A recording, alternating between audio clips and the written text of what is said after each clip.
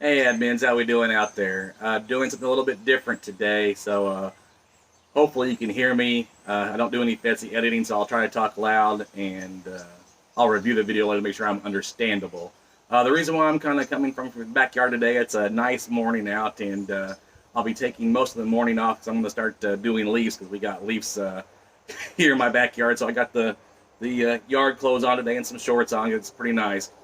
Um, I'm going to talk a little bit about this sign, and then I'm going to cover a few different things. I'm going to be covering the convention a little bit.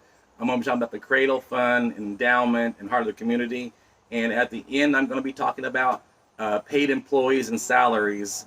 So I want to stay to the end. I want to give everybody a preview of what's happening. A lot of these videos, we're noticing that people watch the first couple of minutes, and I know I go on sometimes, but the end of the video may be something very important, and then you guys are missing it. So I wanted to give you a heads up of what I'll be talking about during the video, so you should stay to the end to watch this. At convention, not not a bad weekend. We had a little more than 300 people there. We had 11 lodges not represented. So we want to try to work on that, and I'll be talking more about that in a little bit. It was a good weekend, though. Lots of fun. So I want you guys to be informed about in these videos, and when I do these videos, these videos are mainly for administrators so they can educate themselves. We may be going forward and changing the format or changing the link to the website and use a different website so that it's more private. Because I have people getting on and contacting me, and they're from some other animal club or a veterans club, wanting to know why this is the rule. And some of the time, some things I'm talking about are moose only. Some things are IRS and apply to them, but I'm not in charge of those organizations, so I don't really want them getting on this video. I know we're letting these videos, some of the other board members in the lodge are watching and sharing them, and then so wait, I'm going to try to get away from that probably. But I digress there. So. Convention, we talked about a lodge marketing grant, and the reason why I have this up is because this is the one the association has done. That lodge marketing grant is free money to market the lodge to the public. You're not um, you're not advertising for membership, but you're advertising what the lodge does. You're marketing, that we're a fraternal organization and what we give money to and what we do in the community and what we're about. You're allowed to do that part. The lodge marketing grant is, again, just free money. There's still some funds out there. The IMA bought this sign, and actually it goes down further, but I didn't want to be too far away. And it shows several of the things that we've given to over the last handful of years. Lodges should be doing this as well. I got this one on Vistaprint, but you can go through somebody local. I tried to use somebody local, but the problem was these pictures, when you gave them the JPEG, the picture, when they blew it up, it got blurry. Vistaprint was a large company, so they're able to take these pictures and then redo them so they're much clearer. Now, I understand in some of the lodges, you may give some organizations that have logos. Some maybe, some don't. The local little league team or the local pet port, something like that. Maybe they don't have logos. Try to get as many logos you can because it looks nice. But then at the bottom, have a list of just the names of them. The high school band that you're donating to, or the local high school. Wherever you may be giving to, local nursing homes, whatever, wherever you give the money, but use these signs in your social quarters so that your members, especially those bar flies that are the ones that just come in and want the cheap beer and play pull tabs, they're not the fraternalists, but let them know what the lodge is doing. That way they realize, at least when they come in, that their money's going to a good cause, as opposed to the dive bar down the road, that we're getting a good cause here. Now, that lodge marketing grant, there's a minimum on there, and I believe it's $300. This only costs $120, so it can cost between $120 and $150 depending on what you're doing and what size you're getting and some of the other features.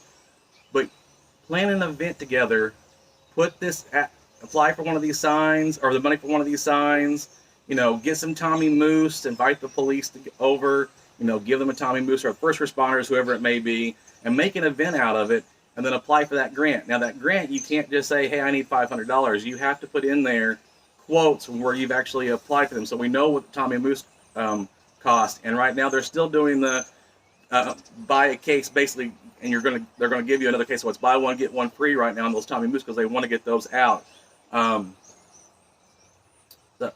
You Maybe do a tent with the moose logo on it. You know, the Indiana Moose Association had one at Indiana Day, and there were pictures of that. That's very nice. You know, that one's a big one, but maybe you don't need something that big. You know, printing up flyers about what the moose does, all that stuff can add up. But what they want are quotes. They don't want guesstimations. They want to see where you've contacted, you know, Vistaprint, and you see how much it costs, and there's a quote for how much that's going to run. So you have to do your due diligence on that end. But again, it's free money, so let's go ahead and do that. When you're putting that in the social quarters and your members see it, you know, if you have a bingo or, you know, you have Texas Hold'em and poker in the lodge, have that up so they realize that when they come and when they gamble, even if it's, you know, it's bingo, they're mainly there for themselves, but they understand, I want to come to this organization and play bingo because all the great things they do. So, you know, it adds up. Then if you're going to a festival, this is a great place to have this up so people can see, you know, all the local things you give to, plus Moose Charities, and you know, it's a great way to explain to people when they see Moose Heart or Moose Haven, which is down at the bottom of the sign. It's a great talking point as well. Okay, I see Moose Charities, and I get, that's pretty self-explanatory what Moose Charity is, but I didn't know what Moose Heart or Moose Haven is. It's a great way to segue into those two programs and what good we're doing and why the organization is a good organization and why they probably would like to join. So, you know, use all that stuff. Also, convention, I just want to inform you guys that the association did talk with the hotel. Many of you that were there know the upgrades that are happening. They've done quite a bit. It's still not perfect. They still need the elevators. Still having trouble with the air and the heating there. Everybody knows how cold it was in the hallways, and then either cold or hot in your room, one way or the other. There was no in between there. But they're fixing those things. But we've been going there since it was an Adams Mark. So we've been going there for at least 25, possibly 30 years now. And, you know, we stuck with them during COVID. They helped us out during COVID. We worked together. There were some hiccups, we understand. The hotel was gracious enough to come and kind of apologize to the association during a meeting and say, hey, you know, some of that's on us. That's not on the executive board. Please forgive us.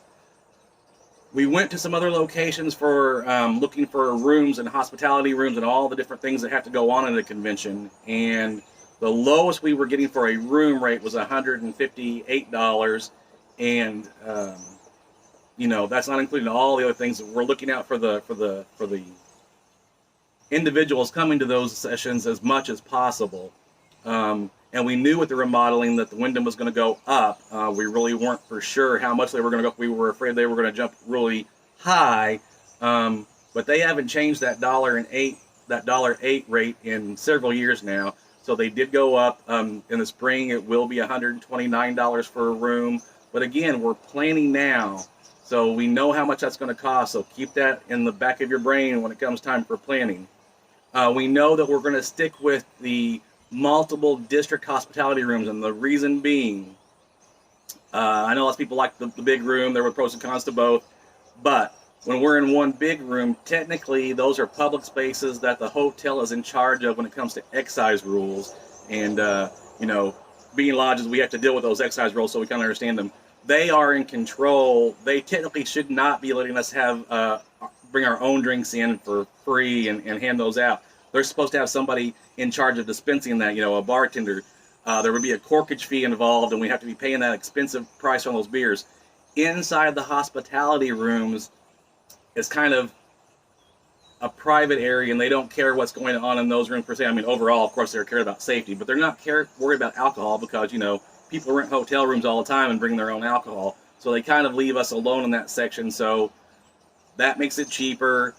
People are able to come to an association, go to a hospitality room, have a free drink, have some snacks. Maybe they use that as their meal if they're trying to save money. So it's important to have those district rooms. So that's the way we're going to keep heading on that. Excuse me. There were some questions from this convention because there were some people, when we were calling out roll call, that there were people saying when they called for the president or administrator, someone yelled out excused. No such thing. While the presidents and administrators are encouraged to be there, the lodge has to have representation to stay in good standing. The president or administrator not being there is on them when it comes to personal leadership awards. So if an administrator wasn't there, he's not there. He may have a good excuse for not being there, being ill, wedding, whatever. That's perfectly fine. But the lodge itself isn't being penalized for him not being there. They're only penalized if no one shows up. Now, that administrator won't get a leadership award possibly if the lodge gets a PLA at the end of the year, but that's on him, and he or she has to understand that when they don't get that award. But there's no such thing as an excused absence for a president or administrator at one of the state association conventions or mid-years. So I just wanted to kind of clear that up a little bit. Also, the IMA is talking more about, because lodges that are doing what they're supposed to be doing are complaining about lodges that aren't doing their fair share. And the IMA has talked about it for several years now, but they're going to finally step up and start doing what they need to do with what abilities they have to enforce those rules. Lodges not going, the IMA is going to send out a list to lodges letting them know what the possibilities are if they're not in good standing. And being not in good standing means, you're forfeiting any of your members to go to any sporting events, can't host any sporting events. More importantly, it keeps the lodge from being able to have any of its members get higher degree awards, so that's an important thing. If someone's up for a fellow or a pilgrim, they can't get it because their lodge isn't in good standing, so that's an important thing, and we want to make sure everyone's aware of that. We had a lodge that, may or may not be on the precipice of not being in good standing, but, won several scholarships. That may be in danger. Those are things that we have to watch out for. So the IMA is sending that letter out fairly soon. You'll probably have it the next month or so. And it's basically going to state, if you miss 2 meetings, you're going to get a warning. But that third time you miss a meeting and there's no representation at a district meeting, your lodge is going to be put in not in good standing. The district presidents are going to be reporting that back to the IMA executive board. And it's their job to track. It's their job to let us know when there's no representation, and they're going to be enforcing those rules. And I hate to see a member being punished because there was nobody there for representation. Again, if there are 6 district meetings in a year, that's what the minimum is for the IMA requires there to be.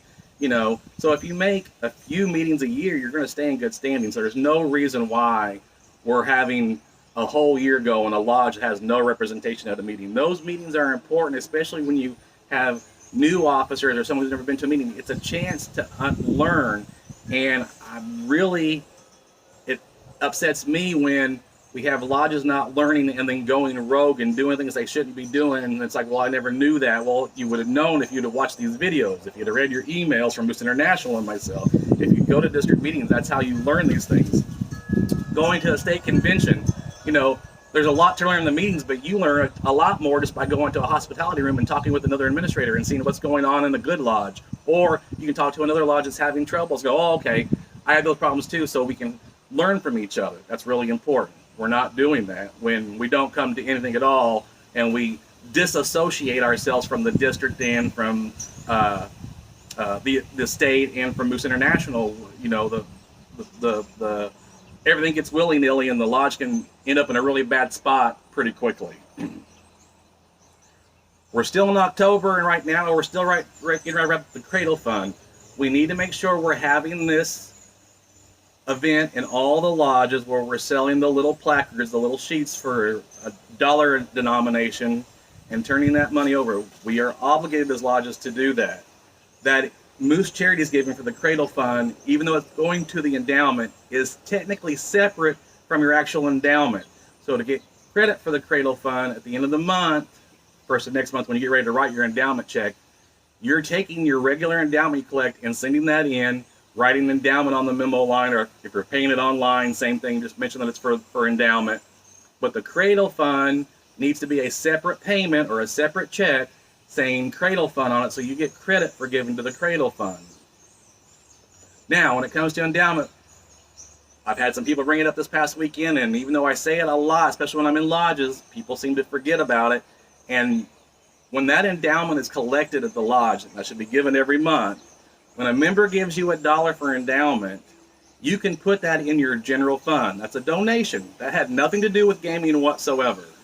So you can put that into your general fund, mark it as a donation, and keep it in there. Moose International doesn't care where you pay for your endowment from. As long as someone's giving you $1, you're obligated to give that $1 to Moose Charities. Reason why Moose International doesn't care is because every state's a little bit different. Some states don't have any gaming. Some states have gaming where all the funds can go together. In Indiana, unfortunately, we have the situation where it's there's a general fund and a separate segregated gaming account, which is why I think sometimes we're thinking we're giving money to Moose Charities from that dollar that we're going to put it in the gaming account. That money is not gaming money that was given to us. We don't want to mix those funds because that's when the Gaming Commission starts to get a little upset with things. But Moose Charities is a 501c3. It is a charity. So you can write that donation amount out of the gaming fund because the Indiana Gaming Commission says, you know, Moose Charities is a gaming, or Moose Charities is a 501c3. You're allowed to do that. So we're getting those confused a little bit. And I understand that where it can seem a little confusing, but please remember, you can take endowment. Endowment can go in the general fund. You can write money out of Moose Charities out of the gaming fund because it's a 501c3. We know we have lots of lodges that have the same problem. They don't have as much money in their general fund, and they do have a lot in the gaming. So let's make sure we're putting that into the general fund, taking it out of the gaming for that situation. That's going to help out the lodges a little bit there, that amount. Also, being the end of October, we're hitting the end of the second quarter. So please make sure you have as much of your Heart of the Community done as possible, so I'm not have to call you at the last minute. You do have to the 15th of next month to get it done, but go ahead and add everything you've done so far, because when people wait to the last minute, they're always forgetting things, and that can mean points on your Heart of the Community. It can mean you forget it altogether and don't get it in on time, and you're not hearing from me on the 14th saying, hey, why haven't we done Heart of the Community yet? All right, the last thing that has come to my attention that people are asking about, because we have members asking, wanting to know what administrators' salaries are, or, you know, what the cook in the kitchen's getting paid for. We have lots of lodges that have volunteers, and it's all volunteer staff. But when we have paid staff, their pay, what they are being paid for, the amount, should only be discussed in executive sessions. That is private information. That is absolutely nobody's business. It's one of the few things that's completely private. You know, our lodge members have the right to know what's going on in the lodge, and they do have the right to know what the total payroll is for the entire lodge. So that if you roll everything together, bartenders, cooks, waitresses, whatever we might have, administrators, that's perfectly fine. But they do not have the right to know what an administrator is making, what a bartender is making. That's a human resource thing, and they do not have the right. They do have the right to see the total amount, and then seeing how much money the lodge is bringing in, and if they know what they're looking at, they should know that should be averaging about 30% or lower. We should not be going over 30% labor to what we're bringing in. Also, I've had conversations about administrator pay. I'm not going to touch that one as far as discussing it. The Moose International rules basically is what the market will bear. We don't have a formula that you have this many members, so an administrator should be paying this, or, you know, you bring in this much money per se that you make this amount, or, you know, they get a certain amount of raises. It's whatever the market will bear and whatever they'll work for. We have some lodges where an administrator is more or less a secretary on the board, and they have an office assistant. They're not making very much, and or, you know, they're only working 20 hours a week and coming in and doing the very basic office stuff, and everybody else is taking care of other things. Some administrators are getting paid very well and that's their only job, but they're there, you know, 45 to 65 hours a week, so they're making they're earning that fee. But again, wages themselves should not be discussed outside of an executive meeting. So if a member asks, they simply can't know that. We can show you what the total payroll is, but it's a human resource thing, it's an HR thing, and we cannot tell you what the bartenders are making, what the kitchen staff's making. That should be private.